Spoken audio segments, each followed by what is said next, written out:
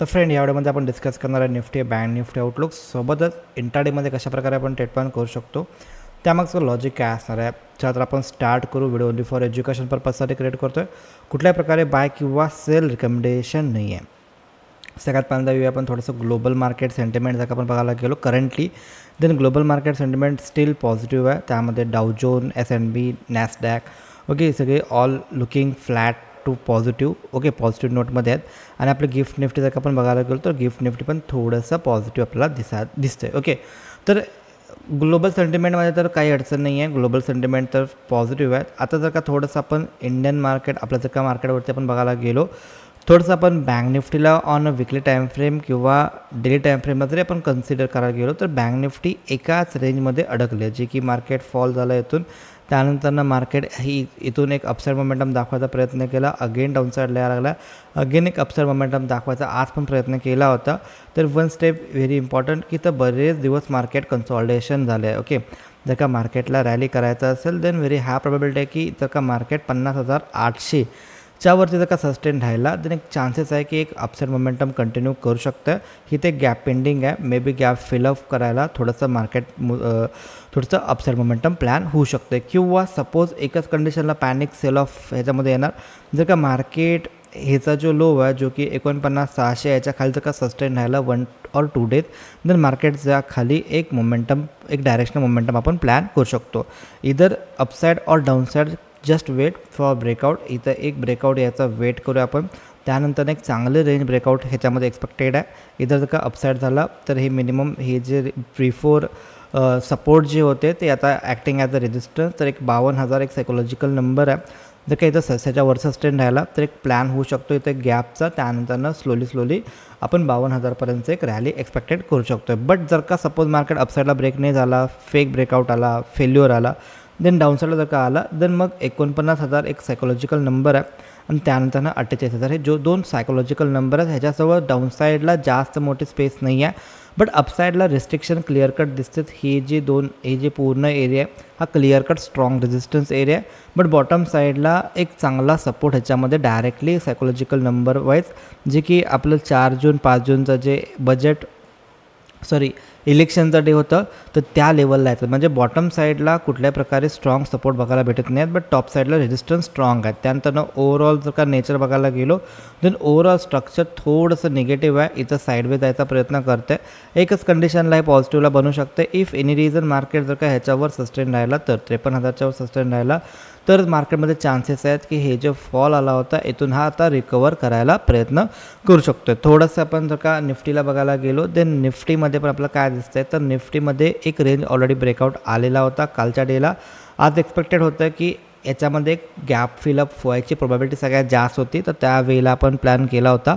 But याच्यामध्ये जर का आपण आज बघायला गेलो तर आज मार्केट गॅप ओपन झालं आणि त्यानंतर मार्केट डाऊन आलं आणि ओव्हरऑल मार्केट साईडवेज झालं आहे. तर इथं मार्केटनं पॉज सिनारिओ घेतलेला आहे. आता नेक्स्ट डे काय प्लॅन असला पाहिजे आपल्याला तर सिम्पलचा प्लॅन ठेवायचा आहे. हे gap fill up chances very high. If market जर का आजचा हायच्यावर जर का सस्टेन राहिला तर हे गॅप फिलअप बघायला भेटू शकतं आपल्याला. आणि अपसाईडला गेला की ह्या लेवलच्या आसपास एक स्ट्रॉंग रेजिस्टन्स एरिया आहे. इथं बऱ्यापैकी सेलर इंटरेस्टेड राहतील शॉर्ट करायला. But currently still wait because already market sideway त्यानंतर एक अपसाईड मोमेंटम दाखवले तर इथं शॉर्ट करण्यापेक्षा एका चांगल्या लेवलला आला तर त्यामध्ये एक चांगली अपॉर्च्युनिटी आपल्याला विथ चांगला रिस्क रिवॉर्ड बनवू शकतो. ओके तर ते लेवल जर का आलं म्हणजेच ऑल टाईम हायच्या आसपास जर का आलं निगेटिव्ह प्राइस ॲक्शन बनलं तर आपण प्लॅन आपण करू शकतो. थोडंसं आपण इंटरडेच्या टाईम फ्रेमवरती जर का बघायला गेलो कालच्या डेला आपण जसं निफ्टीमध्ये डिस्कस केला होता पॉईंट्स ओके एक्झॅक्टली मार्केट त्या लेवलपासून डाऊन साईडला आला होता. इथून आपण डिस्कस केला होता. इथून जर का निगेटिव्ह प्राइस ॲक्शन बनला तर चान्सेस व्हेरी हाय की मार्केट डाऊन होऊ शकते. तर स्टार्टिंगला मार्केट डाऊनला आला त्यानंतर आपण हे पण डिस्कस केलं होतं की इथून जर का मार्केट पॉझिटिव्ह प्राइस ॲक्शन दाखवला किंवा इथं दाखवला तर रिव्हर्स जायची प्रोबॅबिलिटी सगळ्यात जास्त आहे.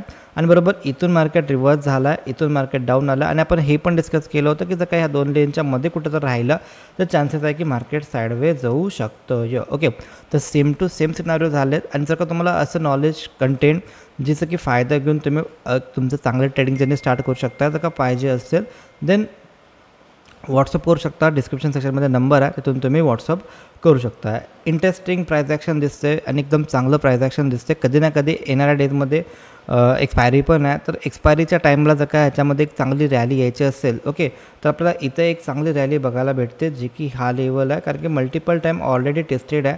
ऑलवेज सेलर त्याला डाऊनसाईडला पुश करायचा प्रयत्न करायला आहेत. लास्ट टाईमला इथं पण मार्केट होल्ड केला होता, बट अगेन ह्याच्यामध्ये सेल ऑफ आला.